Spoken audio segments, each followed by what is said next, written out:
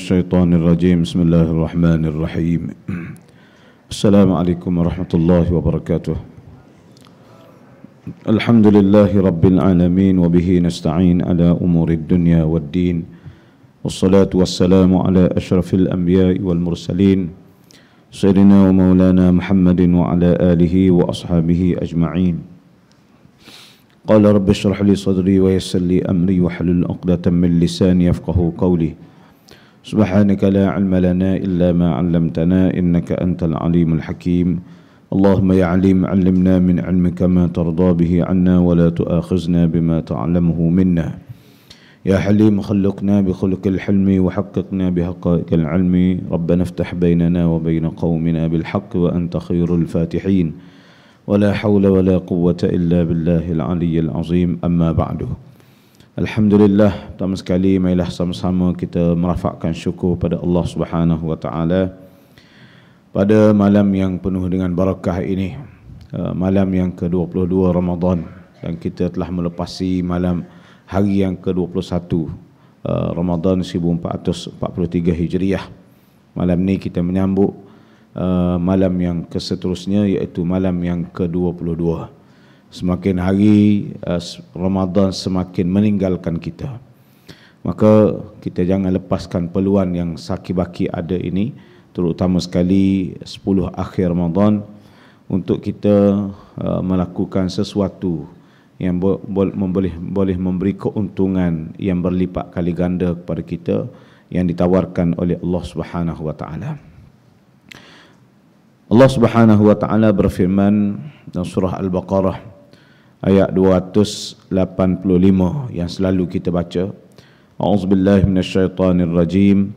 Amanar rasul bima unzila ilaihi min rabbih wal mu'minun kullun amana billahi wa malaikatihi wa kutubihi wa rusulihi la nufarriqu baina ahadin min rusulihi wa qalu sami'na wa ata'na ghufranaka rabbana wa ilaikal masir. Allah Subhanahu wa taala berfirman, Rasulullah sallallahu alaihi wasallam, yakni pesuruh Allah, telah beriman kepada apa yang diturunkan kepadanya dari Tuhannya, dan juga orang-orang yang beriman juga beriman kepada perkara yang telah diturunkan oleh Allah Subhanahu wa taala. Semuanya beriman kepada Allah, kepada malaikat-malaikat Allah, kepada kitab-kitab Allah, kepada pesuruh-pesuruh Allah. Mereka berkata, kami tidak membezakan antara seorang dengan yang lain daripada kalangan rasul-rasul, pesuruh-pesuruh Allah Subhanahu wa taala. Mereka berkata lagi, kami dengar dan kami taat. Kami pohonkan keampunan wahai Tuhan, dan kepadamu jualah tempat kami kembali. Sadaqallahul azim. Tuan-tuan para hadirin muslimin muslimat yang dirahmati Allah, bersempena dengan tazkirah ringkas pada malam ini, sebagaimana yang dimaklumkan, saya ingin menarik perhatian perbincangan kita secara ringkas pada malam ini berkaitan dengan penghayatan terhadap rukun agama. Bila kita sebut rukun agama, kita kena faham rukun agama ini melibatkan 3 perkara, iaitu rukun iman, rukun Islam dan ihsan. 3 perkara ini merupakan satu benda yang berkait antara satu sama lain. Kita beriman, kita melaksanakan perkara yang diperintahkan oleh Allah Subhanahu wa taala, dan perlunya kepada penyempurnaan iman dan pelaksanaan perintah itu dengan adanya ihsan.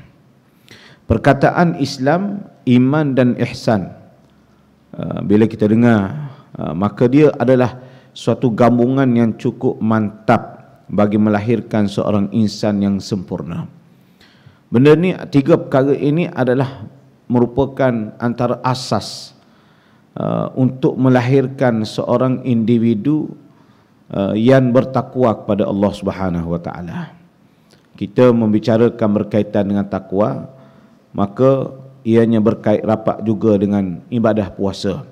Kerana ibadah puasa ini adalah untuk melahirkan insan yang bertakwa. Apabila seseorang itu melaksanakan ibadah puasa di bulan Ramadan dan juga ibadah-ibadah lain menghidupkan malam-malam Ramadan, bertarawih, berqiyamul lail, berzikir, berselawat, bersedekah dan sebagainya dengan penuh keimanan kepada Allah dan dengan penuh keikhlasan, maka mudah-mudahan la'allakum tattaqun, kata Allah.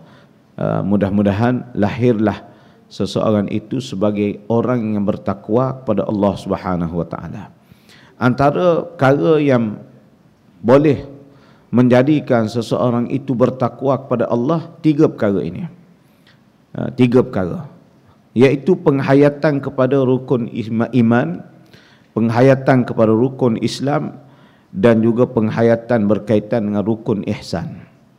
Ketiga-tiga perkara ini sekiranya kita mengamalkannya, kita menghayatinya, kita mentadbirkan dalam diri kita, menjadikan kehidupan kita ini selari dengan tiga perkara ini, maka akan lahirlah insan yang sempurna, yang kamil, yang bertakwa kepada Allah Subhanahu wa taala, yang tidak akan melakukan perkara yang dilarang oleh Allah, dan juga sentiasa berusaha untuk melakukan perkara yang disuruh oleh Allah dan Rasul. Iman dari segi bahasa membawa erti percaya, tasdiq. Bila masuk Ramadan, kita diperdengarkan hadis-hadis Nabi SAW. Man shama Ramadana imanan wahtisaba, man qama Ramadana imanan wahtisaba, man qama lailatal qadri imanan wahtisaba. Iman dengan ihtisab. Iman adalah mentasdikkan, yakin, percaya kepada Allah Subhanahu wa taala, dan juga perkara-perkara yang wajib kita imani dari sudut asas. Dalam konteks penghayatan iman di kalangan umat Islam, iman membawa maksud mengaku dengan lidah, membenarkan dengan hati, dan mengamalkannya dengan anggota. Mengaku dengan lidah berkaitan dengan keimanan-keimanan kita. Dalam ayat yang kita baca tadi, pengakuan berkaitan keimanan kepada Rasul, kepada Allah, kepada Rasul, pada kitab, pada malaikat, dan seumpama dengannya. Mengaku dengan lidah, membenarkan dengan hati, tasdik kita, dengan penuh keyakinan kita mengimani. Sebab itulah Rasulullah sebut mesti melaksanakan, syaratnya nak melahirkan puasa yang sempurna ialah mesti iman. Imanan dengan erti kata membenarkan puasa yang kita laksanakan itu adalah perintah daripada Allah Subhanahu wa taala. Tasdiq. Bagaimana kita nak menyempurnakan ibadah kita kalau kita tidak rasa, tidak ada penghayatan dalam diri kita berkaitan dengan perintah Allah terhadap puasa. Maka Ramadan 30 hari ataupun 29 hari yang kita lalui ini saban tahun, maka perlu kita faham ianya mesti dilaksanakan dengan penuh keyakinan, kepercayaan bahawa ia adalah kewajipan daripada Allah Subhanahu wa taala. Mengaku dengan lidah, membenarkan dengan hati, dan mengamalkan dengan anggota. Iman. Mengaku dengan lidah, mengaku dengan lidah, membenarkan dengan hati, hati kita membenarkan, dan beramal dengan anggota terhadap perkara yang kita akui dengan hati dan lidah itu. Dalam erti kata lain, bahawa seseorang yang mengaku dengan lidahnya mengenai keesaan dan kekuasaan Allah, mestilah membenarkannya dengan hati dan melaksanakan segala perintah Allah serta meninggalkan larangan Allah Subhanahu wa taala.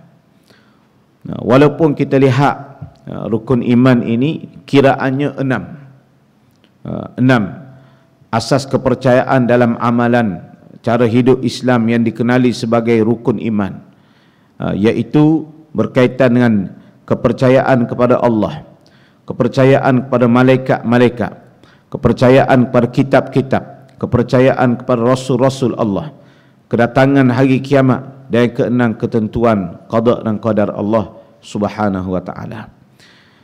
Walaupun ianya 6 dari sudut bilangannya, dari sudut bilangan 6, tetapi ianya mencakupi seluruh kehidupan manusia. Bermula daripada mulanya baling manusia sehinggalah manusia itu meninggal dunia. Berada dalam lingkungan keimanan yang diletakkan asas oleh Allah Subhanahu wa taala dalam hal ini, yang disebut dalam hadis sahih berkaitan dengan rukun iman.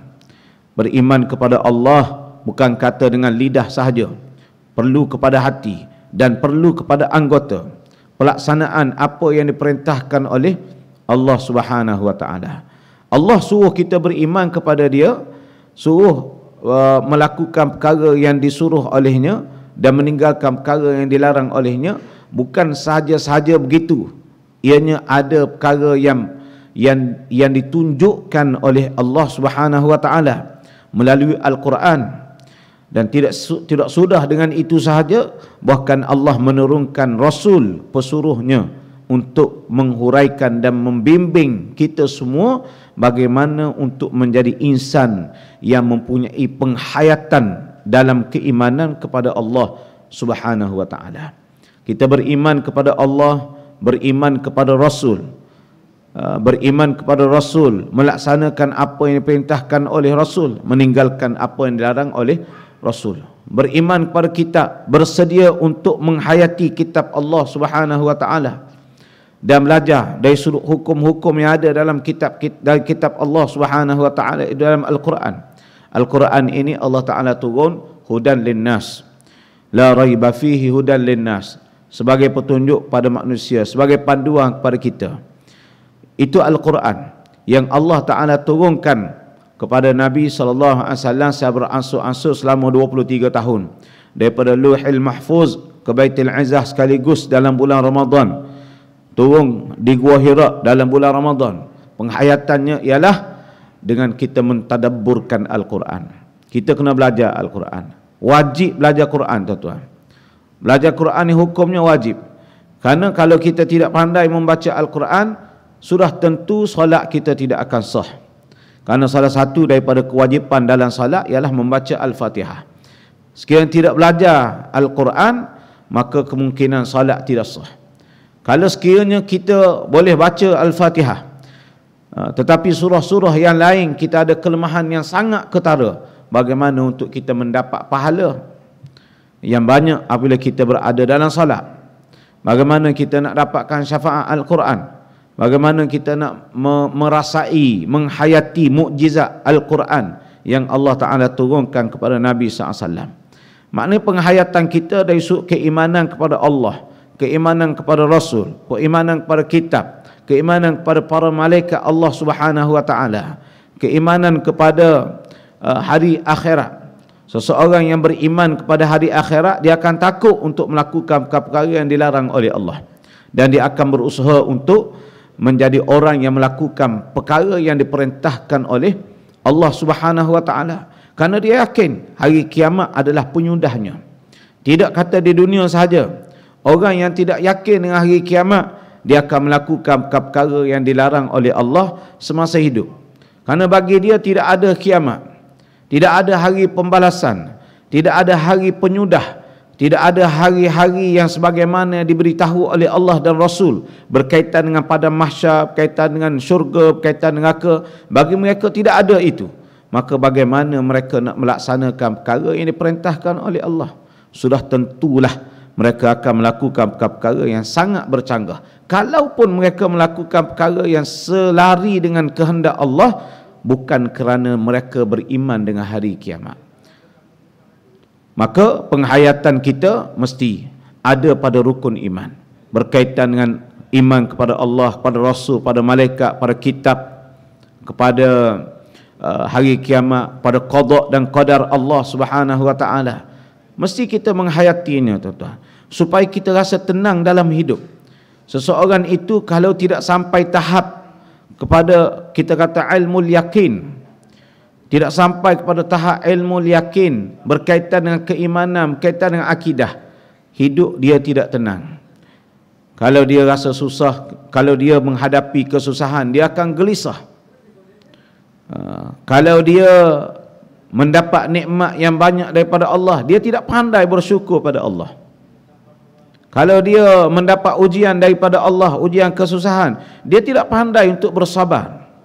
Dia tidak tahu, kerana keimanan mereka tidak sampai kepada tahap ilmu yakin. Keyakinan mereka berkaitan dengan ujian daripada Allah, kebaikan daripada Allah, kekayaan daripada Allah, kesusahannya adalah daripada Allah. Semuanya adalah ketetapan-ketetapan yang telah ditetapkan sejak azali lagi oleh Allah Subhanahu wa taala untuk kita sebagai makhluknya hidup di dunia ini.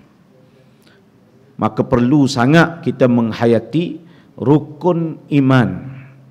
Daripada rukun iman itu mencakupi seluruh kehidupan kita. Bermulalah kita lahir, balik, kita melaksanakan, ditaklifkan untuk melaksanakan kewajipan-kewajipan, sehinggalah kepada perkara-perkara yang lain, dan sehinggalah kita meninggal dunia.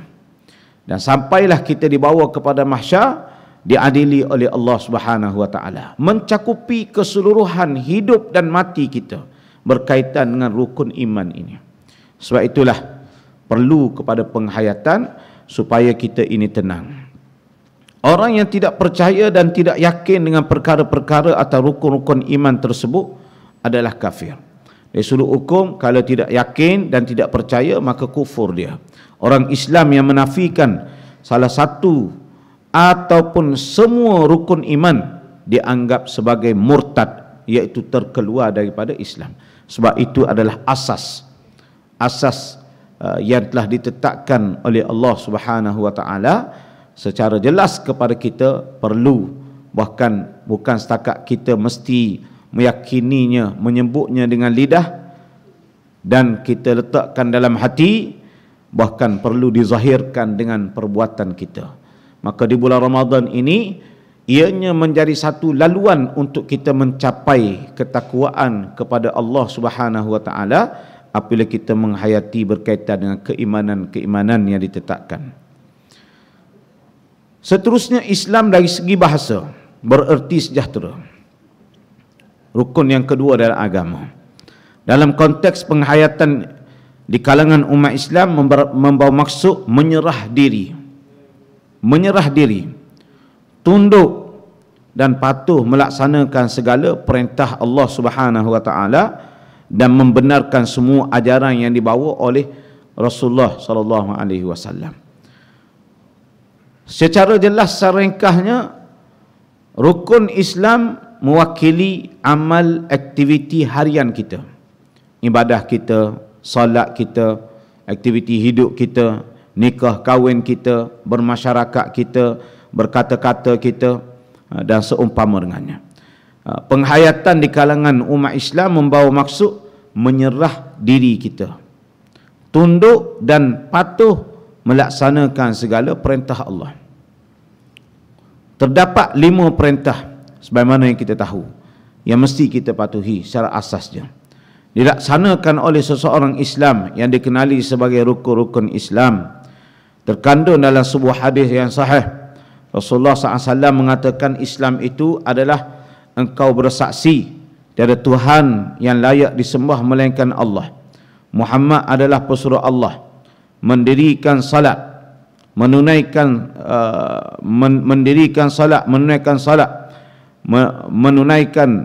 puasa, mengeluarkan zakat, mengerjakan haji di Mekah jika berkemampuan. 5 perkara yang menjadi asas kepada amalan seharian kita, yang terbit daripada keimanan, penghayatan iman kepada Allah, kepada Rasul dan sebagainya. Daripada situ kita akan melaksanakan syariat-syariat yang ditetapkan oleh Allah Subhanahu wa taala melalui Nabi kita Muhammad sallallahu alaihi wasallam.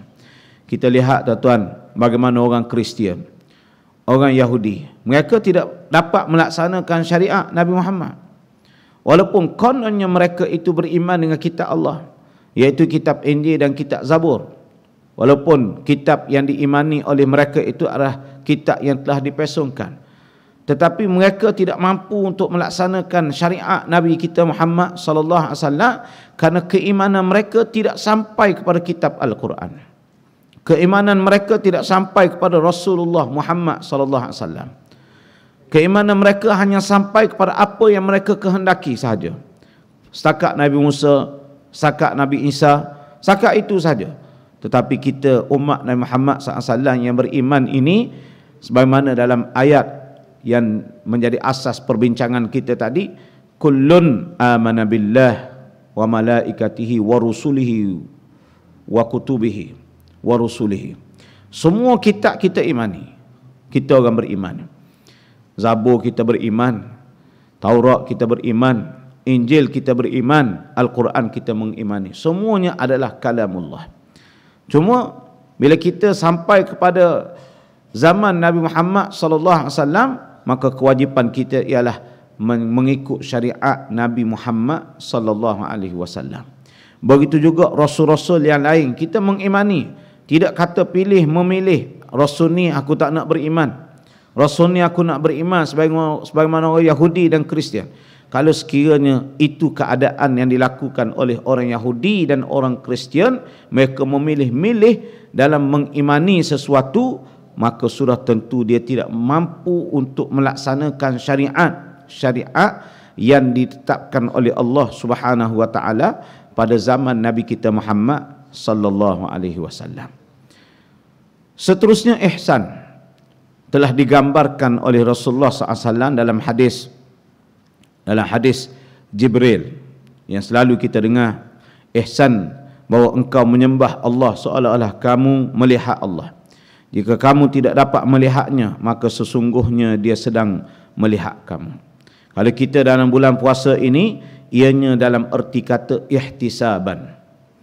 Dalam erti kata ihtisaban. Imanan wahtisaban. Imanan tasdiq, membenarkan bahawa ianya daripada Allah berkaitan dengan ibadah puasa. Termasuk juga ganjaran puasa daripada Allah Subhanahu wa taala. Ihtisaban dengan maksud mukhlisin, ikhlas dalam melaksanakan ibadah puasa, maka akan lahirlah daripada situ kesempurnaan ibadah kita.